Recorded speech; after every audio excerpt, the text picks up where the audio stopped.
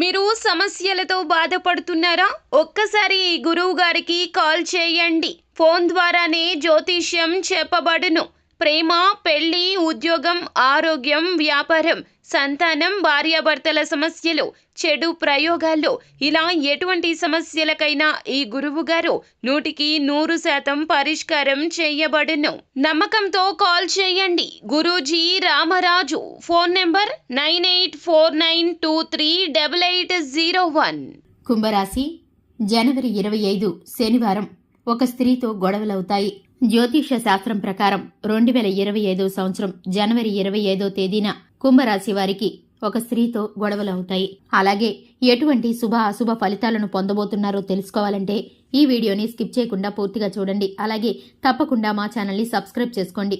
జనవరి 25వ తేదీ కుంభరాశి వారికి చాలా చిరాగ్గా అనిపిస్తూ ఉంటుంది.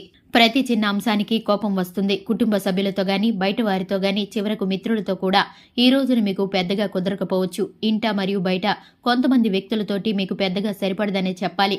ముఖ్యంగా స్త్రీలతో పురుషులకు, పురుషులతో స్త్రీలకు ఈ రోజున వివాదాలు చోటు చేసుకునే అవకాశం ఉంది. అందుకే ఈ రోజంతా ఈ రాశివారు వ్యవహారాల్లోనూ, కుటుంబ వ్యవహారాల్లోనూ, ఇతర కీలకమైన వ్యవహారాల్లో చాలా జాగ్రత్తగా ఉండాలి. లేకుంటే నష్టపోయే అవకాశం ఉంది. మాట తీరు విషయంలో జాగ్రత్తలు అవసరమవుతాయి. ఇష్టం వచ్చినట్టుగా మాట్లాడడం, ఎదుటివారు బాధపడే విధంగా మాట్లాడడం చేయకూడదు. అంతేకాదు ఎదుటివారికి భయపడి అస్సలు మాట్లాడకుండా ఉన్నా కూడా ప్రమాదమే అవుతుంది. ఒక్క మాటలో చెప్పాలంటే ఎక్కువ మాట్లాడకూడదు, అలాగే తక్కువ మాట్లాడకూడదు. ఎవరి దగ్గర ఎంత అవసరమో అంతే మాట్లాడాలి. అప్పుడు ఇప్పుడే రోజంతా సాఫీగా సాగుతుంది.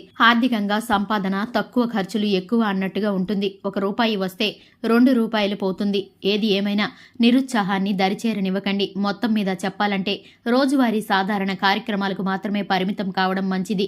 స్టాక్ మార్కెట్ జోలికి, అలాగే ఈజీ మనీ జోలికి వెళ్తే ఖచ్చితంగా నష్టపోతారు. ఇక ఈరోజు ఈ రాశివారు నేరేడు పండు రంగు దుస్తులను ధరించి లక్ష్మీ కవచ స్తోత్రాన్ని పారాయణం చేయండి.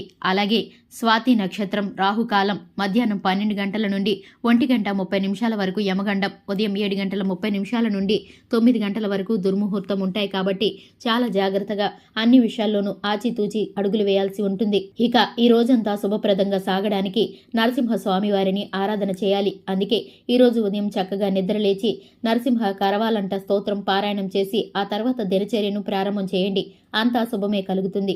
ఈ రోజు అష్టమి తిథి ఉన్న కారణం చేత ఎవరైతే పరమేశ్వరుణ్ణి శంభు నామంతో పూజిస్తారో వారికి కైలాస ప్రాప్తి కలుగుతుంది. అలాగే వాజ్పేయి యాగం చేసినంత పుణ్యం కలుగుతుంది.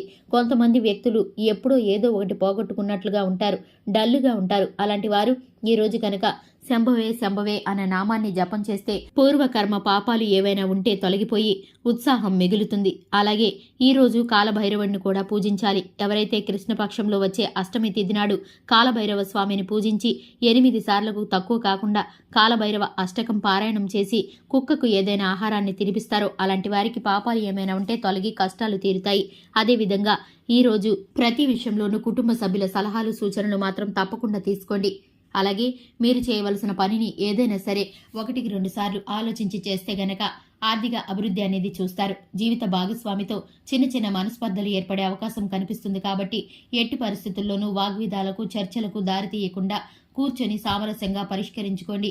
ఏ విషయాన్నైనా సరే కూలంకుషంగా మాట్లాడుకున్నప్పుడు సమస్యకి పరిష్కారం అనేది ఖచ్చితంగా దొరుకుతుంది. అలాగే తోటి వారితోనూ, స్నేహితులతోనూ, పనిచేసే చోట ఉద్యోగస్తులతోనూ చాలా అప్రమత్తంగా ఉండండి. అలాగే హనుమాన్ చాలీసాని పఠించండి. శుభతిథి ఉన్న మంగళవారం రోజున హనుమంతుడికి పొడవాటి వస్త్రాన్ని సమర్పించండి. అలాగే మీకు ఆర్థిక పరిస్థితి అనుమతిస్తే కనుక ఒక దేశీయ గోమాతను దానం చేయండి.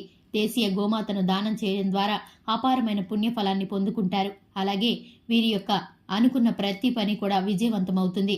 చూశారు కదండి, ఇది ఇవాల్టి వీడియో. వీడియో నచ్చితే కనుక లైక్ చేయండి, మన ఛానల్ని సబ్స్క్రైబ్ చేసుకోండి. Thanks for the watching.